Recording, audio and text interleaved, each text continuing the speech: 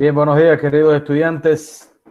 En el día de hoy vamos a estar viendo lo que es el virus de inmunodeficiencia humana y el SIDA.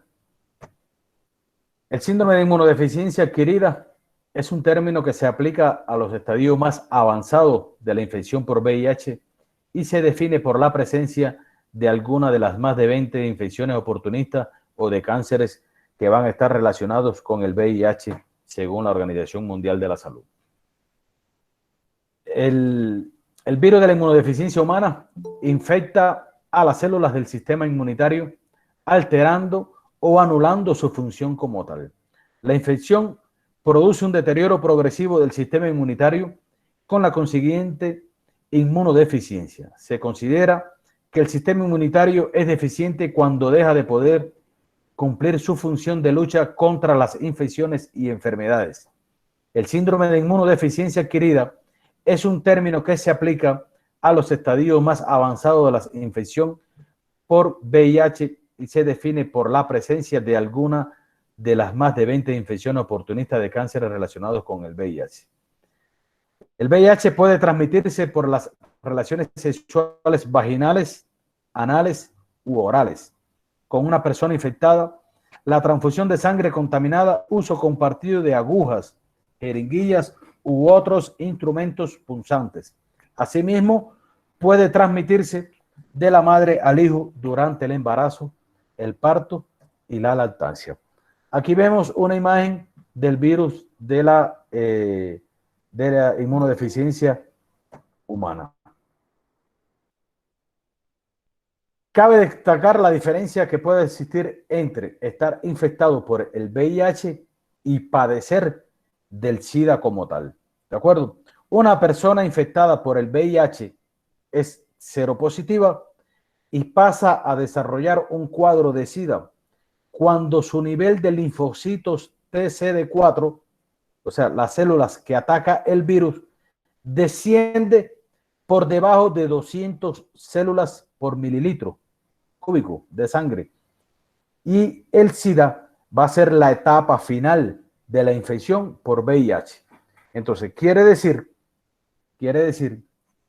que la diferencia que va a estar marcándonos nosotros entre el VIH y SIDA va a estar dada en que el VIH el paciente va a ser una persona seropositiva y va a pasar a desarrollar el SIDA cuando su nivel de linfocitos TCD4 descienden por debajo de 200 células por mililitro. Y ojo con este concepto. Y el SIDA es la etapa final de la infección por el VIH-SIDA. Ahora, o sea, sería la segunda etapa. Puede ser que un paciente tenga el VIH y no tener el SIDA. Puede ser un portador asintomático de la enfermedad, o sea, un seropositivo. Puede tener la enfermedad y no transmitírsela a los demás. Una vez que este paciente tenga los linfocitos CD4 por debajo de 200 milímetros, entonces estaríamos diciendo que estaría en una segunda etapa de la enfermedad y sería entonces el SIDA. Por eso se le dice VIH-SIDA. Ahora, existen causas y factores de riesgo. Y dentro de las causas fundamentales va a estar compartir con fluidos corporales con una persona infectada como tal. Y dentro de los factores de riesgo, los más comunes de la transmisión del VIH van a ser el sexo desprotegido con una pareja infectada, compartir agujas con una persona infectada, también otros que son casi eliminados de la lista de transmisión y va a ser la transmisión de la madre infectada al feto, pero que aún todavía puede existir en algún país del mundo, alguna transmisión de la madre hacia el hijo a través de la circulación retroplacentaria. Y también existe la infección por productos sanguíneos, dígase por transfusiones de sangre, etcétera.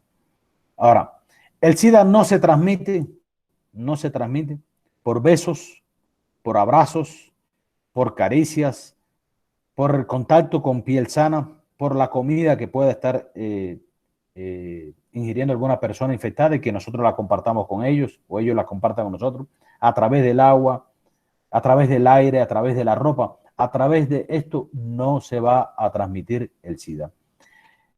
Algo de que existen algunos fluidos corporales, sobre todo la saliva, y vamos a estar viendo posteriormente.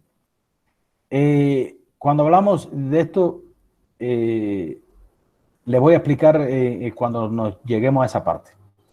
Los síntomas del SIDA son principalmente el resultado de infecciones que normalmente no se desarrollan en personas con un sistema inmunitario sano.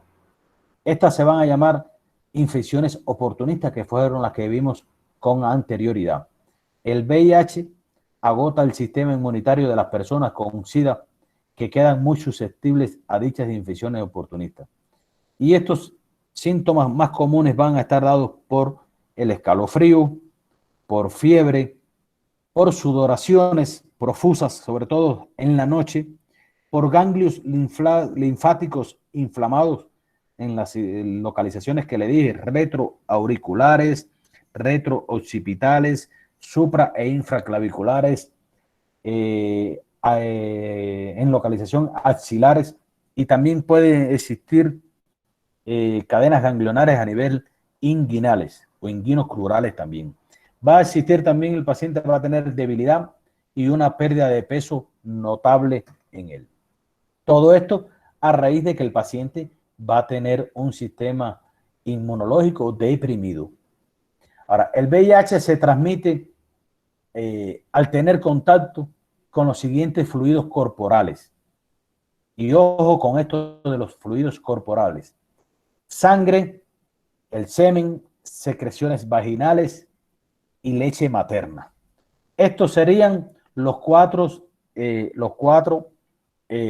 fluidos corporales fundamentales de transmisión o de forma de transmisión del VIH-Sida. Hay algunos autores que dicen, y sobre todo en estudios que se han dado, de la saliva, a través de la saliva. Pero cómo y cuándo es a través de la saliva, sobre todo en aquellos pacientes que puedan presentar alguna infección oportunista y que pueda presentar alguna esofagitis o que pueda presentar algún sangramiento a nivel peribucal, a nivel dentro de la boca, o que tenga alguna gingivorragia o que tenga gingivitis como tal, y que tenga que sangren y esta contaminen la saliva, y de esa manera pueden estar entonces infectando a la persona que le estemos dando un beso, o por los fluidos, o sea, a través del habla cerca de la persona. Por eso se dice siempre que debemos de estar aguardando la distancia siempre. A través del acto sexual sin protección, a través de la sangre, va a estar dado a través de las vías de transfusiones de sangre, por compartir agujas infectadas con personas que estén enfermas, de la madre al hijo durante el embarazo, el parto y la lactancia, que una vez que ya está un poco eliminado esto ya, pero todavía pueden existir algunos casos, y a través de trasplantes de órganos infectados también. Ahora, el diagnóstico va a estar dado a través de las pruebas de anticuerpos para VIH o ELISA, que detectan anticuerpos contra el virus de la inmunodeficiencia humana en la sangre. Si el examen es negativo y usted tiene factores de riesgo para infección por VIH, el examen se debe repetir en 3 meses. Si el examen es positivo, se pueden realizar entonces otros exámenes para determinar qué tanto VIH hay en el torrente sanguíneo. Cuando aquí hablamos de si el examen es negativo y el paciente tiene riesgo para la infección por el VIH, hablamos que hay que repetirlo los 3 meses. Cuando hablamos de riesgo, van a ser aquellos pacientes o aquellas personas que van a tener identificado por las enfermedades encuestadoras dentro de los módulos de salud, que van a ser aquellas mujeres y hombres que hacen sexo sin protegerse, que hacen cambio de pareja con frecuencia, en hombres que hacen sexo con hombres, o sea, hombres con hombres, también, que van a ser personas que están identificadas y que pueden ser al riesgo para contraer la enfermedad. Entonces, por tanto, se le repite el examen a los 3 meses. Y un conteo de CD4 que sea inferior a lo normal, que sea por debajo de 200 por ejemplo, milímetros, puede ser una señal de que el virus esté dañando al sistema inmunológico. Ahora, es posible que las personas infectadas con el VIH no presenten síntomas, fíjense, muy importante esto, durante 10 años o más, aunque sí pueden transmitir la infección a otros durante este periodo asintomático. El paciente puede presentar síntomas, pero está pasando inadvertido por esta enfermedad y no se hace un chequeo periódico de estos tipos de exámenes, y entonces el paciente puede estar contaminando a otras personas. Sin embargo, puede pasar inadvertido y puede presentar síntomas durante 10 años o más, fíjense. A una persona se le puede diagnosticar SIDA si tiene siempre un conteo de CD4 por debajo de 200, como dije anteriormente, e incluso si no tiene una infección oportunista. Se le hace, por ejemplo, una serología, una prueba serológica o microELISA, y se le detecta que tiene un conteo de CD4 por debajo de 200, y ya entonces nosotros buscamos todo lo que es la epidemiología de este paciente, o sea, el contacto que ha tenido, los tipos de relaciones que tiene, etcétera, y entonces estamos llegando a un diagnóstico clínico y epidemiológico y complementario para poder definir el diagnóstico del SIDA. También se puede diagnosticar si una persona presenta una de las infecciones oportunistas y cánceres que ocurren más comúnmente en personas con infecciones por VIH, como las que vimos en la conferencia anterior. Existen complicaciones y van a estar dados en enfermedades frecuentes con conteo, y muy importante esto, de CD4 inferior a 350 células, que va a estar dado por el virus del herpes simple, por la tuberculosis, por la candidiasis bucal o vaginal, por el herpes zóster, por el linfoma no-Hodgkin, que va a ser el cáncer de los ganglios linfáticos, el sarcoma de Kaposi, que va a ser el cáncer de la piel, los pulmones y de los intestinos, y van a estar dados también las enfermedades frecuentes con CD4 inferior a 200 células, que van a ser las de mayor gravedad, que son aquellas neumonías por Pneumocystis carini, la esofagitis por cándida albicans y la angiomatosis basilar. También van a estar las inferiores a 100 células, que van a ser también graves, que van a ser la meningitis criptocóxica, la demencia por SIDA, la encefalitis por Toxoplasma gondii, la leucoencefalopatía multifocal progresiva, los síndromes consuntivos, que va a ser la inapetencia y la pérdida de peso extrema que va a tener el paciente, y las diarreas por cristosporidio. Dentro de las enfermedades frecuentes con el CD4 inferior a célula a menor de 50 células, va a estar el Mycobacterium avium y las infecciones por citomegalovirus. Aquí le traigo algunas de las infecciones que ya hemos ido hablando en el transcurso del día de hoy. Está la neumonía por Pneumocystis carini, que va a ser la infección pulmonar causada por el germen de la Pneumocystis carini, que no suele atacar a personas con inmunidad competente. La candidiasis esofágica, que va a ser la infección del esófago por un hongo llamado la Candida albicans, que normalmente se limitan a infectar la boca o la vagina. La criptococosis, que es la infección del sistema nervioso y otros sitios del organismo por parte de un hongo llamado el Cryptococcus neolomans. La tuberculosis, que todos saben que va a estar dada por el Mycobacterium tuberculosis. El Toxoplasma gondii o la toxoplasmosis, que es la infección generalizada por el Toxoplasma gondii. El herpes simple, que va a estar dado en una erupción en el labio de fuego, que salen varias burbujitas o varias vesículas a nivel peribucal, a nivel de los labios, y esta va a estar dado por el virus del herpes, virus como tal. El herpes zóster es una erupción dolorosa en el pecho, que se va a ver en forma de culebrilla y que casi siempre se ve a nivel del abdomen o la cara, producida por el virus de la varicela zóster, y que es el mismo que causa la varicela, y que esta erupción, o sea, puede, por ejemplo, cuando hablamos a nivel de la cara, van a existir afectaciones de varios pares craneales, con nervios, o sea, de los nervios craneales, sobre todo el quinto par craneal o nervio trigeminal, que va a tener 3 ramas. Una rama oftálmica, que va a dar lesiones a nivel de los ojos. Van a tener una cara, o sea, una rama maxilar a nivel del maxilar, en la cara donde voy a presentar la culebrilla, o sea, las lesiones vesiculosas y escamosas también ahí, y puede presentar a nivel de la rama mandibular también las lesiones de este tipo. Y está el sarcoma de Kaposi, como dije anteriormente, el cáncer en la piel y otras zonas que se cree que es provocado por un virus también. Las infecciones oportunistas como la neumocitis y las malignidades como el sarcoma de Kaposi pueden dar casi siempre señalar la etapa final de la infección por el VIH y el SIDA, donde ustedes ven lesiones del sarcoma de Kaposi y el paciente que ya está con ventilación, ya no aún mecánica, pero sí ya tiene ventilación artificial. El SIDA, el tratamiento del SIDA, hasta ahora no existe un tratamiento específico de él como tal para eliminarlo.